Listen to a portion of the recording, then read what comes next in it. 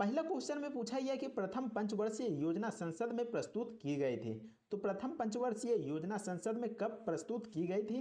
तो इसका जवाब हो जाएगा 1951, ऑप्शन नंबर सी।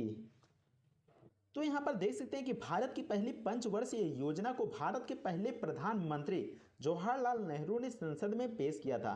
अगर सवाल उठता है कि पंचवर्षीय योजना को सबसे पहले संसद में किसने प्रस्तुत किया था, तो इसका जवाब हो जाएगा जवाहरलाल नेहरू ने। और यह योजना कब तक चला था? तो यह योजना चला था 1951 से लेकर 1956 तक। तो प्रथम पंचवर्षीय योजना कब शुरुआत की गई थी? तो यह हो जाएगा 1951 में। अगर क्वेश्चन में पूछा जाता है कि प्रथम पंचवर्षीय योजना में किसको बढ़ावा दिया गया था, तो इसका जवाब हो जाएगा कृषि को बढ़ावा दिया गया था। नेक्स्ट क्वेश्चन में पूछा गया है कि भारत का राष्ट्रीय स्टॉक एक्सचेंज स्थापित किया गया था। तो भारत का राष्ट्रीय स्टॉक एक्सचेंज, जिसको एनएसई के नाम से भी जानते हैं, इसको कब स्थापित किया गया था? तो इसको स्थापित किया गया था 1992 में, ऑप्शन नंबर सी। तो यहाँ पर देख सकते हैं कि भारत का राष्ट्रीय स्टॉक एक्सचेंज, जिसको एनएसई के नाम से भी जानते हैं, साल 1992 में स्थापित किया गया था। और यह कहाँ पर स्थित है? तो यह मुंबई में स्थित है। यानी कि जो एनएसई का मुख्यालय है वो मुंबई में स्थित है। और आपको बता दूं कि एनएसई को भारतीय प्रतिभूति और विनिमय बोर्ड, जिसको सेबी के नाम से जानते हैं, साल 1993 में आधिकारिक तौर पर स्टॉक एक्सचेंज के रूप में मान्यता दी थी। नेक्स्ट क्वेश्चन में पूछा गया कि भारत के विदेशी मुद्रा भंडार में निम्न में से किसे शामिल नहीं किया जा सकता है? यहाँ पर देख सकते हैं कि जो सोना हो गया, रिजर्व ट्रेंच पोजीशन हो गया और विशेष आहरण अधिकार हो गया, ये सभी भारत के विदेशी मुद्रा भंडार में शामिल किए जा सकते हैं। लेकिन जो कार्बन बोर्ड हो गया, उसको भारत के विदेशी मुद्रा भंडार में शामिल नहीं किया जा सकता है।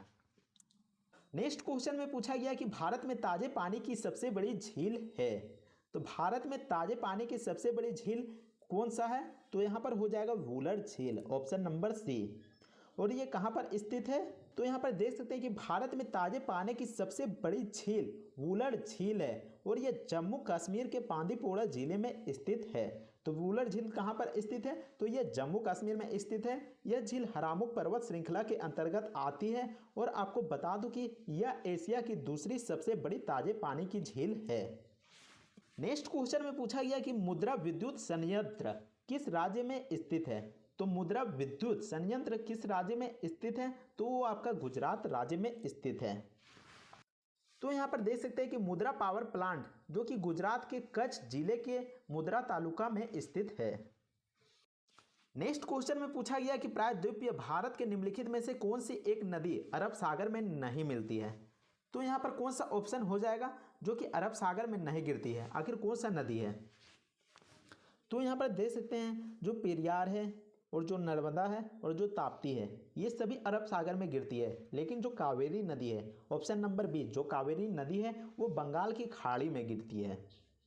तो यहाँ पर देख सकते हैं कि भारत की कावेरी नदी, जो कि अरब सागर में नहीं गिरती है, तो ये कहाँ पर गिरती है? तो ये बंगाल की खाड़ी में गिरती है और कर्नाटक राज्य से निकलती है और तमिलनाडु से होकर ये बंगाल की खाड़ी में जाकर गिर जाती है।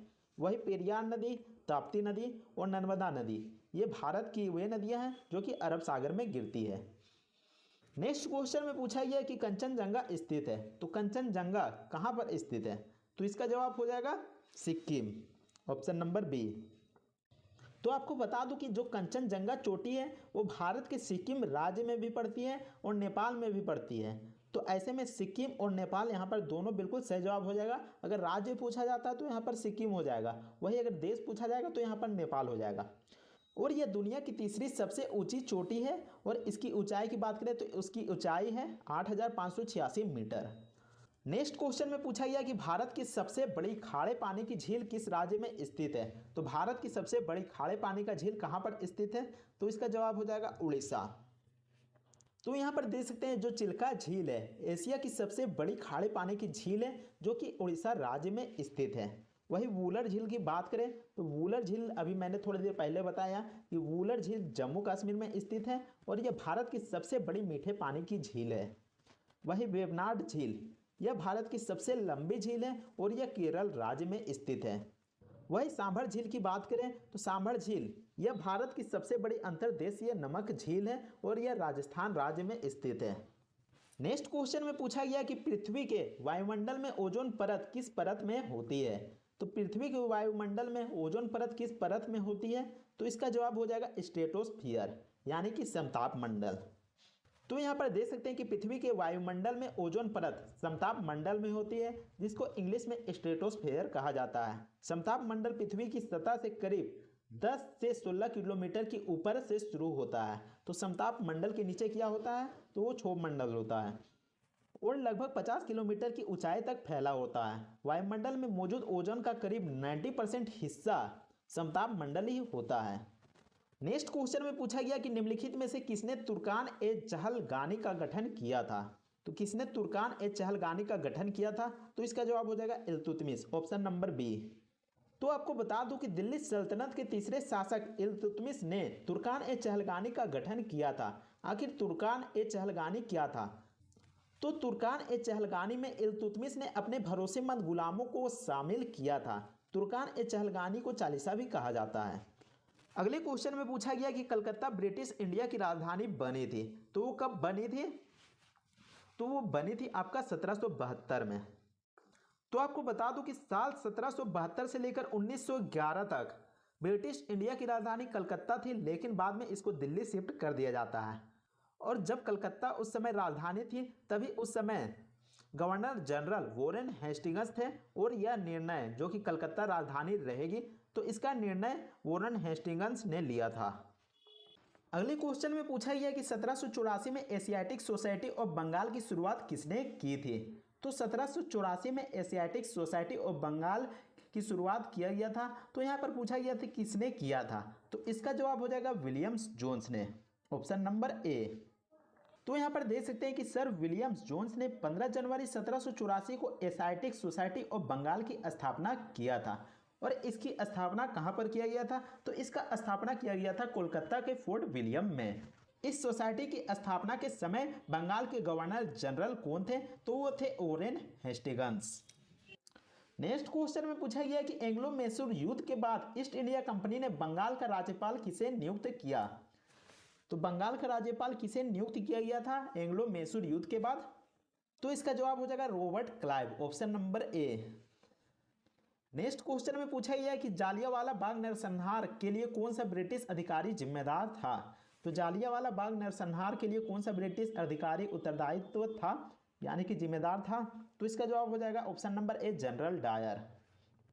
तो यहाँ पर देख सकते हैं कि जालियांवाला बाग हत्याकांड के लिए ब्रिटिश सेना के जनरल रेजिनाल्ड एडवर्ड हेरी डायर, जिसको जनरल डायर शॉर्टकट में कहते हैं, वह जिम्मेदार था।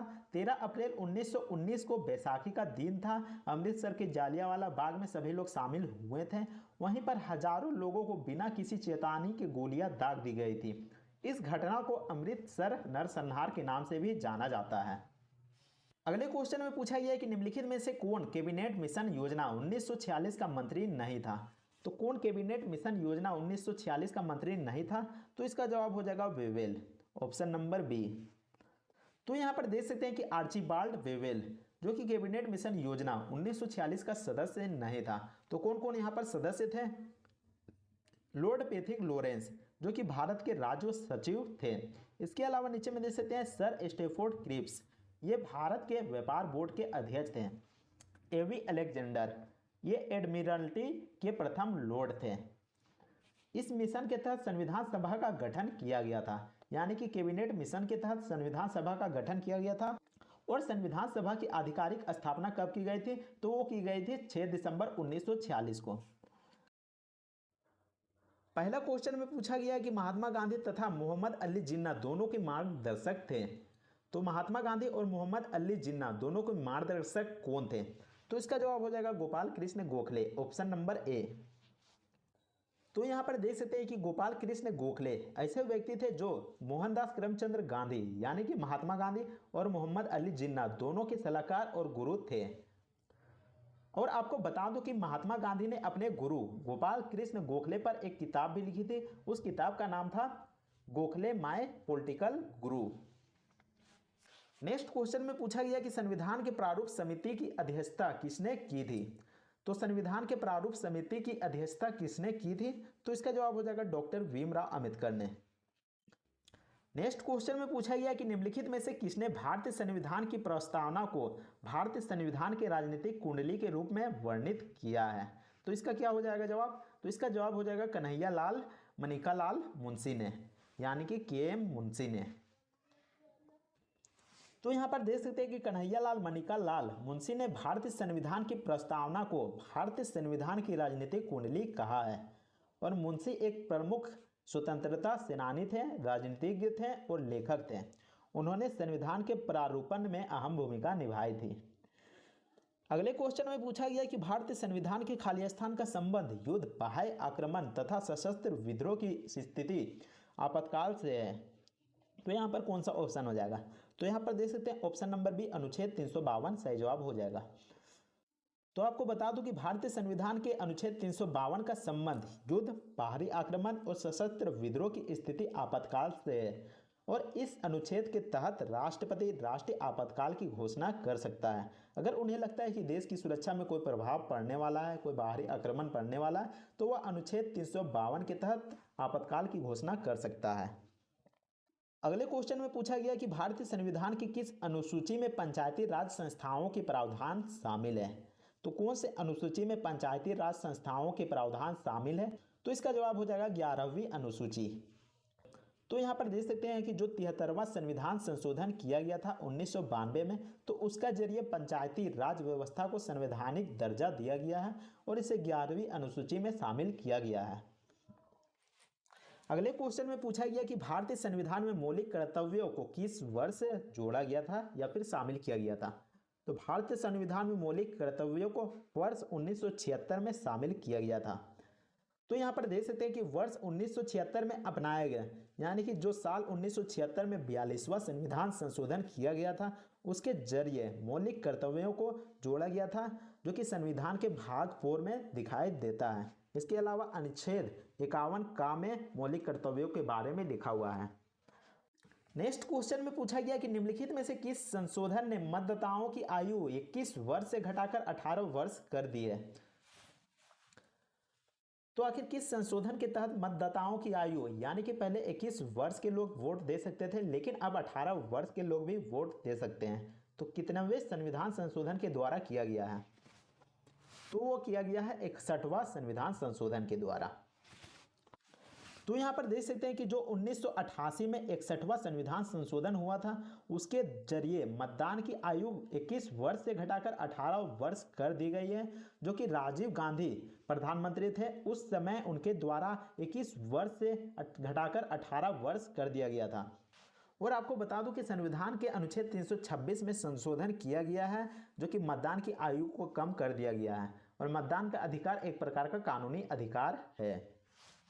नेक्स्ट क्वेश्चन में पूछा गया कि निम्नलिखित गतिविधियों में से किसको अर्थव्यवस्था के द्वितीय क्षेत्र के एक भाग के रूप में वर्गीकृत किया जा सकता है? तो द्वितीय क्षेत्रक में कौन सा यहाँ पर ऑप्शन हो जाएगा? तो आपको बता दूं कि पहला क्षेत्र यानी कि प्राथमिक क्षेत्रक में कृषि आता है, एग्रीकल्चर आता है। वह द्वितीय क्षेत्रक में आता है जो इंडस्ट्री का काम होता है, जो उद्योग का काम होता है, उसको यहाँ पर द्वितीय क्षेत्रक में रखा जाता है। वह तृतीय क्षेत्रक में आपका सेवाएं आ जाता है। तो यहाँ पर देख सकते हैं जो कानूनी परामर्श है वह एक प्रकार की सेवा में आता है, यानी कि वह तृतीय क्षेत्रक में आ जाता है। चाय बागान की बात करें तो चाय बागान आपका आ जाता है पहला नंबर में, यानी कि कृषि क्षेत्र में। वही देख सकते हैं बैंकिंग, जो कि सेवा में आ जाता है और यह तृतीय क्षेत्रक में आ जाता है। तो बचता है यहाँ पर ऑप्शन नंबर सी, जो कि फार्म उपकरण निर्माण है, यानी कि यह उद्योग से रिलेटेड करता है, यानी कि इंडस्ट्री से रिलेटेड करता है। तो ऐसे में ऑप्शन सी यहाँ पर बिल्कुल सही जवाब हो जाएगा। नेक्स्ट क्वेश्चन में पूछा गया कि निम्न में से किसका निर्यात एक अदृश्य निर्यात है? तो यहाँ पर कौन सा ऑप्शन हो जाएगा? तो यहाँ पर देख सकते हैं, तो यहाँ पर तीनों ऑप्शन यहाँ पर बिल्कुल गलत हो जाएगा और ऑप्शन ए बिल्कुल यहाँ पर सही जवाब हो जाएगा। क्योंकि अदृश्य निर्यात जिसको हम छू नहीं सकते हैं, और नीचे में जो ऑप्शन दिए गए हैं उनको हम यहाँ पर छू सकते हैं। तो सेवाओं को कभी भी यहाँ पर छुआ नहीं जा सकता है, उसको सिर्फ महसूस किया जा सकता है।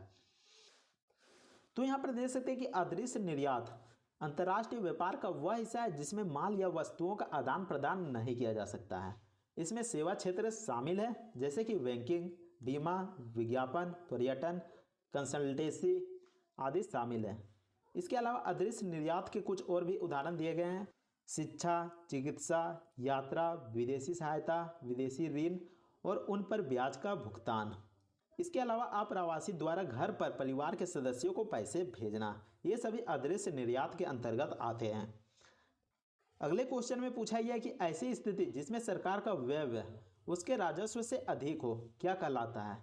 तो इस सवाल का मतलब होता है कि सरकार के पास जितना फंड है उससे अधिक खर्चा करता है, तो उसको यहाँ पर क्या कहते हैं, तो उसको कहते हैं वित्त की कमी, यानी कि राजकोष में पैसे की कमी हो जाता है तो उसको यहाँ पर कहा जाएगा वित्त की कमी।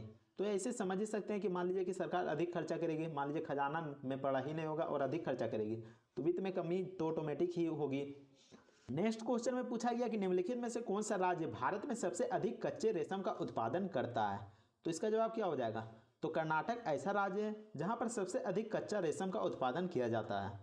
तो यहाँ पर देख सकते हैं कि कर्नाटक भारत में सबसे ज़्यादा कच्चा रेशम उत्पादन करने वाला राज्य है। यह देश के कुल रेशम उत्पादन का 70% से ज़्यादा हिस्सा अकेले पूरा करता है, यानी पूरे भारत देश में 70% सप्लाई करता है। कर्नाटक में शहतूत रेशम का उत्पादन होता है। तो अगर पूछा जाता है कि कर्नाटक में कौन सा रेशम का उत्पादन किया जाता है तो यहाँ पर हो जाएगा शहतूत रेशम, जिसका इस्तेमाल मुख्य रूप से उच्च गुणवत्ता वाली रेशमी कपड़ों को बनाने में किया जाता है। कर्नाटक में रेशम के कीड़ों का भी पालन किया जाता है। इसके अलावा आपको बता दूं कि कर्नाटक की जलवायु और मिट्टी ऐसी परिस्थिति में होती है कि शहतूत के पेड़ों की खेती के लिए बहुत अच्छी मानी जाती है। नेक्स्ट क्वेश्चन में पूछा गया कि राष्ट्रीय हीरा संस्थान खालिस्तान में है, तो राष्ट्रीय हीरा संस्थान कहाँ पर स्थित है, तो वो आपका हो जाएगा सूरत में। तो यहाँ पर देख सकते हैं कि राष्ट्रीय हीरा संस्थान गुजरात के सूरत में स्थित है और राष्ट्रीय हीरा संस्थान की स्थापना 1978 में की गई थी। यह हीरे जवाहरात और गहनों के क्षेत्र में भारत का एक प्रतिष्ठित संस्थान है। अगले क्वेश्चन में पूछा गया है कि भारत के निम्न में से किस राज्य में विश्व का एकमात्र तैरता हुआ उद्यान स्थित है। तो विश्व का एकमात्र तैरता हुआ उद्यान किस राज्य में स्थित है, तो इसका जवाब हो जाएगा मणिपुर, ऑप्शन नंबर बी। तो यहाँ पर देख सकते हैं कि दुनिया का एकमात्र तैरता हुआ राष्ट्रीय उद्यान जो कि भारत के मणिपुर में स्थित है और जिला पूछा जाता है तो वो हो जाएगा बिष्णुपुर। इसका नाम केबुल लामजाओक राष्ट्रीय उद्यान है। यह उद्यान मणिपुर के लोकतक झील का एक अभिन्न हिस्सा है। तो अगर पूछा जाता है कि लोकतक झील कहाँ पर स्थित है तो वो भी मणिपुर में स्थित है। अगले क्वेश्चन में पूछा गया है कि भारत में पहली कपास मिल की स्थापना किस शहर में की गई थी। तो भारत में पहली कपास मिल की स्थापना बॉम्बे में की गई थी। तो यहाँ पर कलकत्ता भी हो सकता था लेकिन यहाँ पर ऑप्शन में नहीं दिया गया है तो यहाँ पर इसलिए बॉम्बे कर दिया गया है। आपको बता दूं कि कलकत्ता में पहली मिल तो यहाँ पर स्थापना किया गया था लेकिन कलकत्ता में नहीं चला था, बाद में यहाँ पर बॉम्बे में जब स्थापित किया गया तब जाके यहाँ पर मिल चलने लगा था।